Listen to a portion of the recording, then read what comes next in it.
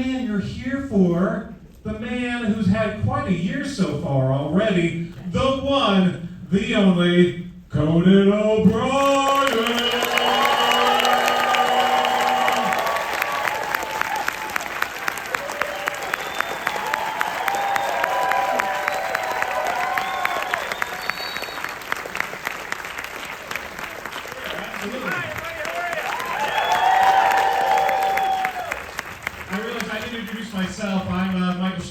TV editor at Variety, so I'm not just some guy that took off this. Well, I actually kind of. No, you're a terrific writer, and thank you for doing this. Let's hear a hand. You are so kind. Very nice of you to do it.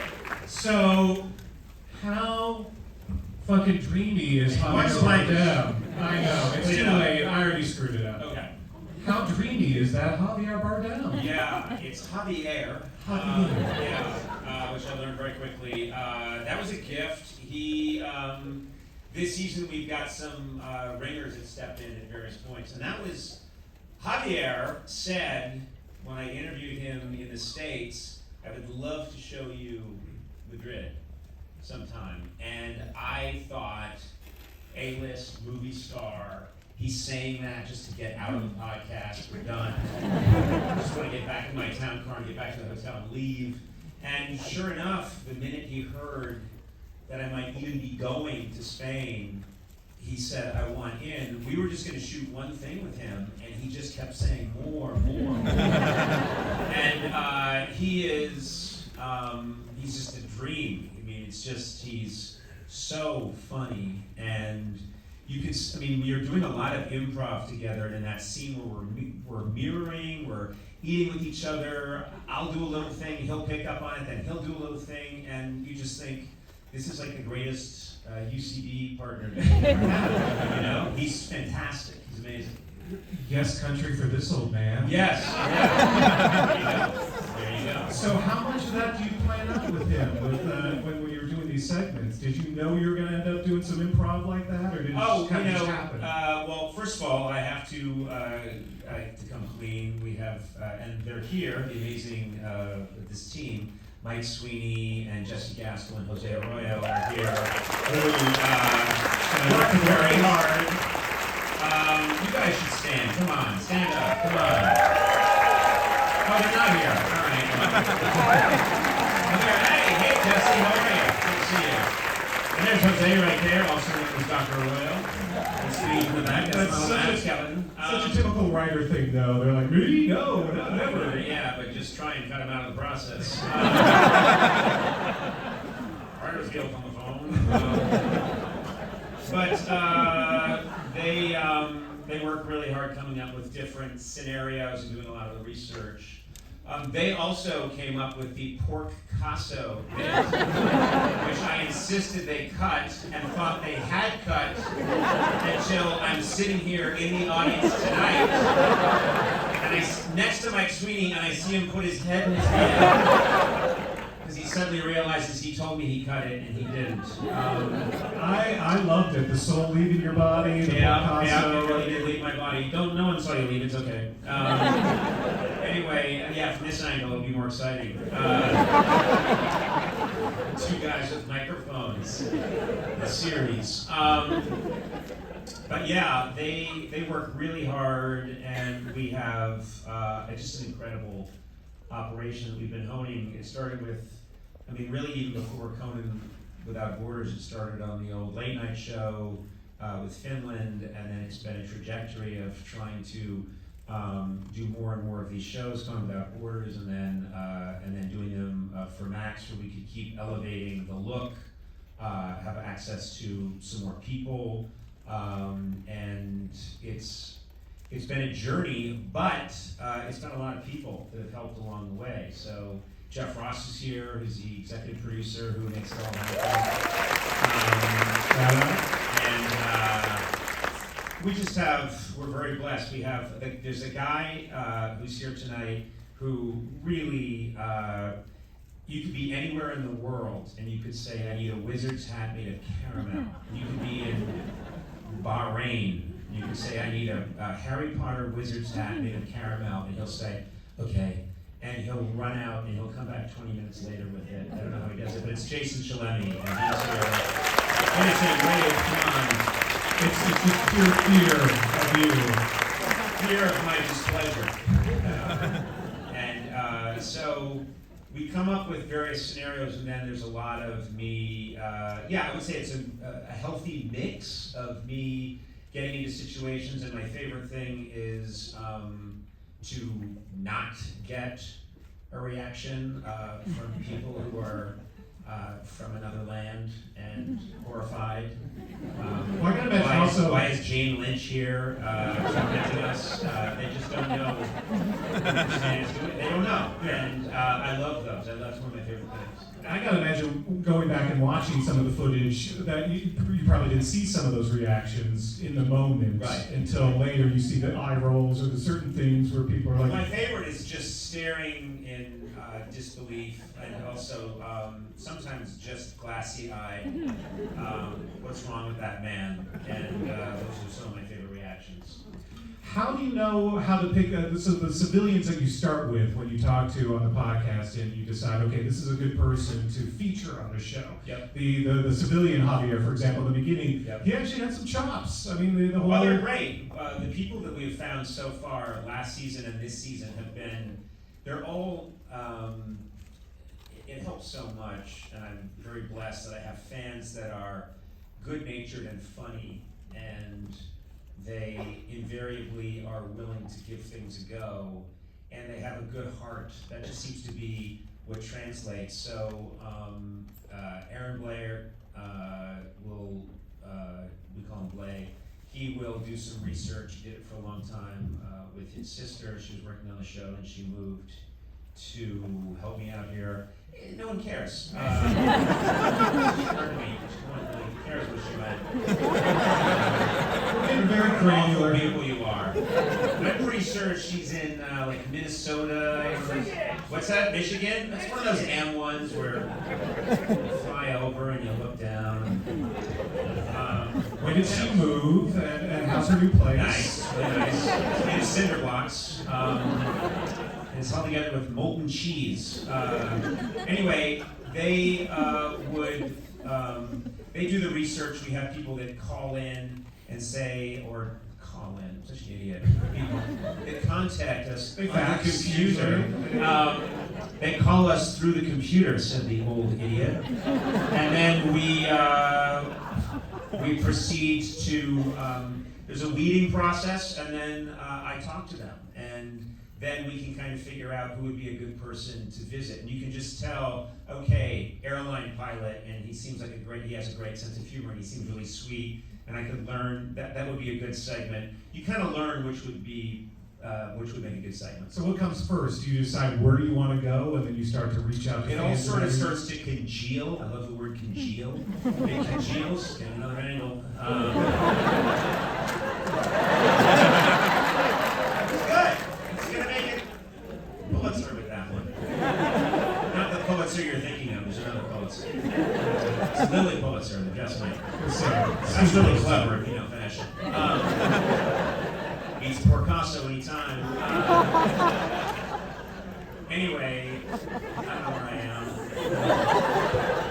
am. Pulitzer, yeah. Stage in my life. I would say it's a process of it becomes kind of clear, and as it did last year too, where there are cities where we have a couple of fans, because it's good to have more than one if you're going to have an episode in one city. I have more than one fan.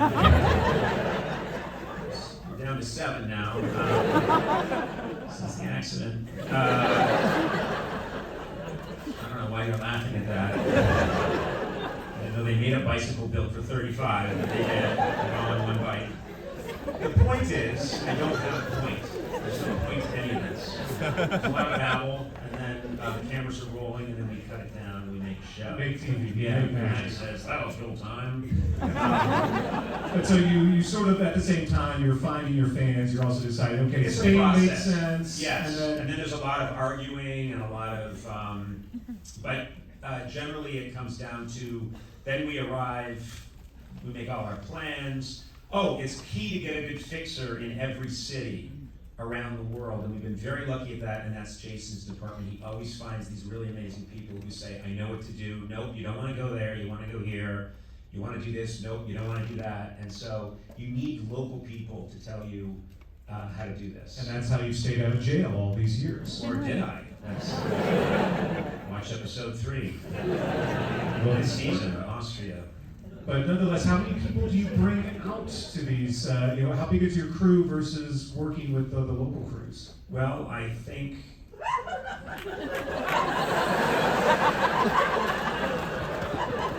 It was a really bad question. I know. I'm giving them shit. They're doing their job and they're doing a good job. And I think we should let's hear it for these guys.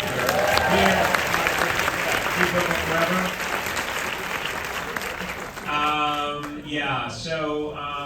We have in total, I would say we have an incredible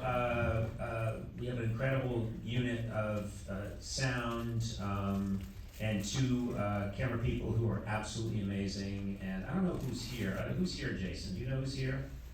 Christy, Percy, Brenda. Stand up. These are just amazing. Stand up. Hey, please. They kick ass. They get it done. They're incredible. I wish they'd use a boom more often. It's very invasive when they get in to put the lob on you, and sometimes I think it's unnecessary. It's coming this way, all right? I'm like a T-Rex. I just see movement. I attack. These photos of you are very valuable. These are very valuable. Conan with a mic is very valuable online right now.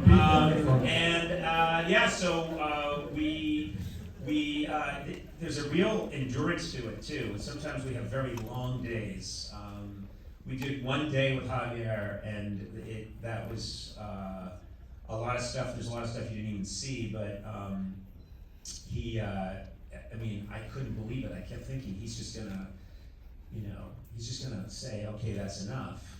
Yeah. And he kept saying, no, we've got to do more. I have another idea. Let's do this. Let's do that. So he doesn't have enough work. Clearly, this is his springboard to getting back. Exactly. I thought he was in Puss in Boots, by the way. So. But a little bit of fear of Vin Diesel getting angry with me, but I'll deal with that when it comes. I was going to ask you about that. Sometimes I worry about those things, and then I realize, what are you going to do? Well, Vin Diesel's known for having a great sense of humor. He might be. I don't know. He might be a fine fellow. Actually, no idea. Yeah. I just loved. I loved that clip. The thing about the street is the street always wins. I mean, I could watch that clip forever. It makes no sense. How did he know that was going to happen? And how did he know that Jason Statham was going to fall right then? I could talk about this for hours, and I will. If you guys want to meet up at a separate location, I will just talk to you about how insane it is that he watched the cracks forming and knew exactly what was going to happen, and knew that one stump, his size 3 boot, would cause that garage to collapse. Based on a real story, by the way. Probably. It's happened all the time. Who can say?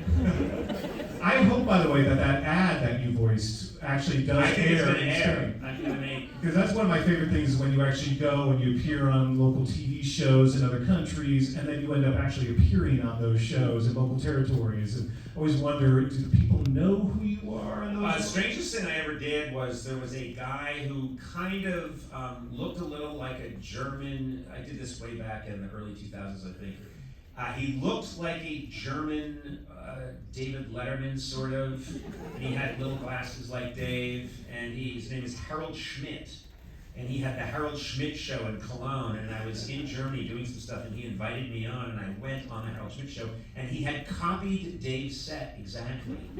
Plus, he also used our bits, like he'd used the clutch cargo, he did a couple of other bits, and they just thought like, oh, those are great, it's okay for everyone to use them, and I was actually fine with it, but I didn't care. But anyway, the point of the story is that Harold Schmidt had me on, and his whole audience is German. And so I came on, and I'm sitting there, right, and he'd say to me, "Hey, Conan, tell us a funny story," and I'd tell a story that always works, and hear nothing. And then he'd turn to the audience and say it to them in German. And then there'd be a long pause, and you'd hear, "Nah." And then a cuckoo clock somewhere in the middle. That was weird. A little lost in translation, But I do, it's long been a passion of mine to travel the world, and now that America's loved more than ever, I'm looking forward to being an ambassador. If nothing else, they can take out their regression and rage at me. Well, and now's a good time to mention that you have been picked up for another season. Yeah, we got although that was before the tariffs, so I'm a little worried about that. It may cost us $700 million to go to China. There may be and some shoot for 8 seconds. Maybe some different reactions, perhaps. I don't know what's going to happen. But But that has often been the appeal, is to try and as you know, my humor is very self-effacing, and I'm comfortable when people are laughing at me and when they're in the position of power, and so. Now more than ever, that feels like a good tone to be spreading around the world. That there are some of us who have some humility and are ashamed of ourselves. You may be seriously the ambassador we need in the rest of the world right now. That's a terrible thing to say. No one here really went with it, so. Right, I thought I was going to get an applause line, honestly, after I said that. We'll get that in later. But nonetheless, yeah, it is interesting times. But you have another season. But this season, of course, now we can announce officially that it's back May 8th on Max. We go to 3 different countries, So what are the other countries you go to?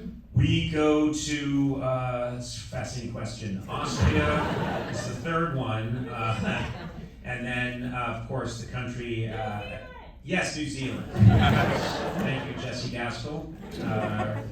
And we run into a very fun celebrity there, and there's a lot of, they're all very different. Each one is very different, which is something I'm proud of.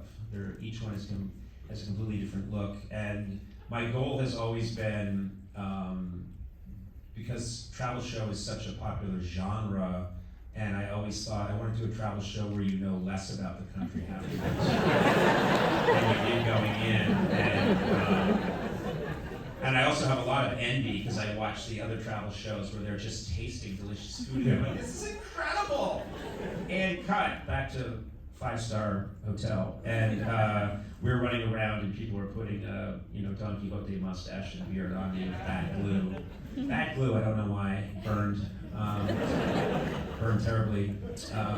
And then actually going back to the production and the team that comes with you, I mean, these are elaborate makeup and wardrobes. It isn't. There is a For your consideration. Yeah. I don't want to take us out of the Emmy running for costuming, but I think a high school production of Raising the Sun would be us. No,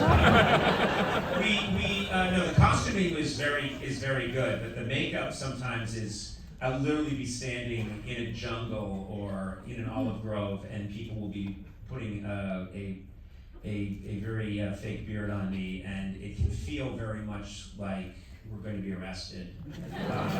So it isn't like a movie shoot. That's all I can say. But other than that, I still think it's award-winning stuff. It is fun to see. It looks like a little bit guerrilla filmmaking sometimes. It is very much guerrilla. Yeah, very much grab and go. And the best things are always accidents, and you always hope for those. And little things that happen that you didn't think would happen. And I think it wasn't a surprise, but just that Javier was so willing to do all of these things, and you'd say anything, and he'd go, "Let's do it, man. We got to do it, man. Let's go." And it was, and so I have slept with Javier Bardem, and then a bunch of years ago at Comic-Con, I made out with Ryan Reynolds. Then we shot a bit. That was fun.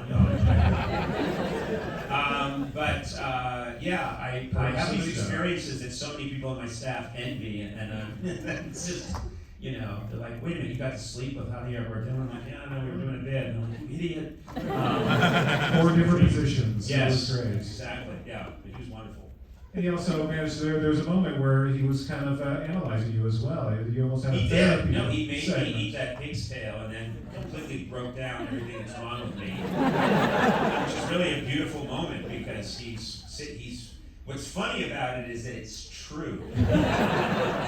It is true. This is an arc that's been going on my entire life, which is desperately trying. And if someone says to me, "Eat the pigtail," I will eat the pigtail, and then they'll explain to me later that nobody eats the pigtail. It's not meant to be eaten. He was a very perceptive man then. Yeah, very good. Yeah. Now, as I was watching you eat that pigtail, I remember hearing you mention on your podcast that you got ill after this trip. So, were those connected? I don't think so. It wasn't the pigtail. I don't know what it was. I think a bunch of us got ill. Jesse Gaskell, I was in, sorry Jesse, but I was on an escalator in Heathrow and Jesse Gaskell was sitting in front of me, sitting on the escalator going down, vomiting into a bag. Jesse, would you like to stand up? Anyway, that's how hard, there she is. Hero. She's got her electrolytes back. Hashtag hero. But that was true. They're warriors. These people that work with me are gladiators. They work really hard, and they get sick, and we just keep going. And we're going to spend the rest of this panel just talking more about, in graphic detail, this illness. Exactly. Why is it called For Your Consideration? That feels very meek and mild. I don't want to be considered. I demand prizes. That's another thing I don't like. I don't want for your consideration, and I demand an Emmy! 7 Emmys! For makeup alone. That's very 2025 vibes right there. You gotta just, put it out there. You demand for your consideration. When's enough? Man, what if you think you got it? I don't mind. I'm just curious when you think I got it. That one's it. I got it. You never know, right? You never know. You never know. And don't let me get into your head and interrupt your flow. Keep doing it. Well, look, the other photographers all fled because there's something crazy happening across the street. There's a tornado. They're all getting their prize-winning photos, and you're here getting the 7,000th photo of me cross-legged in a chair. He's waiting for the money shot. I think that's it. I see. All right. So when I introduced you, I thought you left. when I introduced you, I was talking about what a year you've had so far. Of course, there was the little thing called the Oscars. Yep. Hold the applause. And now you've agreed to return. Yes. So it might be fun to do it again when we know what it is. The first time you do it, there's so much of it's just discovery, and then they asked us right away, would we come back? And I say we, I mean the team that I have as well. And I said, yeah, I'd like to do that again. Now that we even know a little more, and maybe we could have a little more time. So it felt like a fun. I mean, I had a really good time. It was really fun. It's a nice sports car to drive. Yeah, and as you know, these jobs, they can be thankless, but the reviews were all fantastic. I mean, universally, people adored your performance as the host. That's nice. What I think. Again, where was the applause? No. That cheapens all of it. This is being recorded. I hear applause in my mind all the time. Just, I don't need it. helping you out. I successfully urinate at night. I hear a huge standing ovation. Where's the? You actually say, "Where's the applause?" Yeah. But I loved doing it. It was really fun. Yeah. And I think the thing that helped me is that I I really do love movies, and I went into it with kind of a, gee, I get to host this is fun, and it's cool that I get to do this. I grew up watching, some of my heroes, Johnny Carson, Bob Hope hosting the Oscars, and so Billy Crystal hosting the Oscars, and so it's cool to be part of that little chain. And so I think we worked really hard and we had good material, but I also think it helps when I had real joy and enthusiasm about doing it, and for the art form of cinema, and as I do for television. So I think when that comes out, it helps buoy things a little bit. Yeah, and it sounds like in bringing back your writers and reuniting with them and really just having fun, and you went out there and had fun. Yeah. And it sounds like the relief afterwards was great, but now you're over that hump. So the second time's going to feel a little different, I imagine. How are you going to approach the second time? If you're built like me, you think, oh, this is more. I'll find some way to make it more perilous. A way of ruining anything with my mind. So, but I'm going to try not to do that. You have a lot more time this time to prep. Yes, we have about a year, which is why I don't even want to talk about it right now. We're looking forward to that. And this did, and I real thanks to HBO Max because, I'm sorry, Max. The chip wasn't working for a second. We're doing a reinstall Monday. Max, we called them up and said, I've got to do I'd love to do the Oscars, and they said, yes, we'll let you do that. We just need another show before you go do that. So we dashed off to Austria really quickly, but ended up doing a lot of stuff.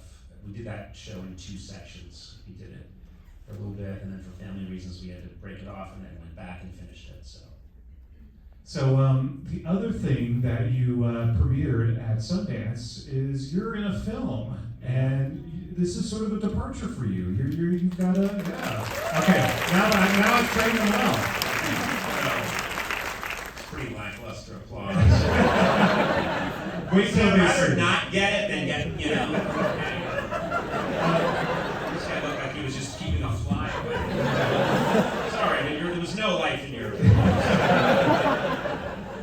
Let me see the film He was first. putting out like a small brush fire. It was really dangerous. There was no. I was approached. I got a call. I got a call maybe a year and a half ago. It's quite a while ago from Adam Sandler. And he just said, "Hey, buddy, A24 wants to know if they can talk to you about doing a movie." And I said, A24? Yeah, I guess so. And he went, "You fucking bet, yes." Buddy. And it was the Safdies, and they had it's a movie by a brilliant filmmaker, writer-director named Mary Bronstein, and she had this, I read the script and I thought, this script is terrific and unlike anything I've read before, and I don't do movies. And she had Rose Byrne lined up, who is extraordinary and one of my favorite actors of all time. I think she's absolutely incredible. And so I spent a while trying to talk them out of casting me. Because I said, you've got Rose Byrne, you've got this, I'm not an actor, that's not something I aspire to. And Mary Bronstein was like, no, you're the right person for this. And so she worked with me. I did work really hard, and I think it came out pretty well. And what I will say is that this movie is not about me. It's Rose Byrne, I believe, gives a performance that will make people's eyeballs fall out in a good way. And I think it will be much discussed. It's already been a hit at film festivals, not just at Sundance, but I think Berlin. So I'm glad that I didn't get in the way of this film's success, and I'm very happy for Mary and for Rose. I think they're the true heroes here. So do you think this It's is called "If I Had Legs, I'd Kick You." It's called. It just rolls off the tongue. It's like Grease. That was the original title for Grease. glad they saved it for this one. Yeah. But now that you sort of feel like you're maybe a little bit over that hump, is this something you want to do more of? Maybe explore a little more dramatic performance? Let's have this come out and see what people think. I will say that I started in comedy professionally in 1985, and working on a show called Not Necessarily News with my partner, Greg Daniels. And then I've had this long, crazy trajectory even before I got the late night show. And then I got that in 93, and then through that, 16 years of that, and then Tonight Show, TBS, and this period, we started doing the podcast as kind of just a fun thing that I had no aspirations. This guy, Adam Sachs, said, you should think about doing a podcast. And I said, well, why would I do a podcast? I do a TV show. And he said, just give it a shot. And so we made a fake one in the basement, literally, like where I read fake ads, and I just was goofing around, and I just had a blast. And so we started making a podcast, and that turned into a thing which then connects to this show. And it's a very funny thing to say, but I believe that I've been blessed with this incredibly great career, but I believe that I'm more creatively engaged now at 61 than I've been at any other point in my life, and I don't know how that happened. I mean, it's really, I don't know why, these opportunities are coming my way, and I take them very seriously and I work hard on them, but I'm having so much fun and feeling like I'm getting to try a lot of different kinds of things. And so as much as I loved doing that old late night format, I've been very glad that when you leave it, all these other things have popped up. Right, and you have more time to sort of scratch all these different issues. Yeah, that's really nice. So, I'm just saying, hang in there, get as old as me. Life starts at Stuff 61. happens. Yeah, it really does. It really does. That's probably not true. And this could be a blip, checking with me in a year. And maybe begging you to kill me. I should hope not. When those things do well, It's a serious cry for help, and everyone just did it. You'll look at this later and go, we should have listened. Well, before we end things, I think Jordan Schlansky is here, right? Jordan Schlansky is here. We gotta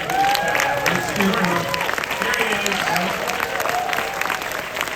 People have to know that he really does. You're one of the strangest people I've ever met, Jordan. You're a gift that just keeps on giving, and we will have the strangest. Jordan and I, and sometimes we'll be in one of these cities, and we're done shooting, and we go to a restaurant, and he's doing that shit. You say pepper, but it's pepper. Pepper, the Greek papiato. And I'll say there's no fucking camera. But he is that guy. And he'll gesture, and he'll say things like, I'll say, why did you do that? He'll say, I am a man. And I'll say, no one starts a sentence with, I am a man. I mean, maybe in Odysseus, but no one talks that way. But that is him through and through, and it's a beautiful thing. Yeah, I like that you're coming in hot with this first episode with so much Jordan. Right. People demand the Jordan. It comes and goes. It comes and goes, like any other disease. It waxes and wanes, the sores erupt, postulate, and make crust and harden. Eventually the scab falls off, you feel better, you think it's behind you. 6 months later, you feel it again. Yeah, and you really need to have that. I'm sure you get all of this, what I'm talking about. So, I want to say a really funny thing happened just before, as the show was ending, someone whispered in my ear, someone who works here, Conan, when this ends, don't worry, security will see you safely out. I've never had that in my life. And look at these people, I've never felt safer. I fear none of you. I'm happy to say hi. I just love the idea that the minute this is over, massive men are going to move in and create like a wall of flesh and muscle around me to get me safely back to my Ford Taurus so I can go home. Well, Conan, you know, in Santa Monica, when it comes to street fighting, Yeah, it all happens right here the in front of me. streets win. Yes, the streets win.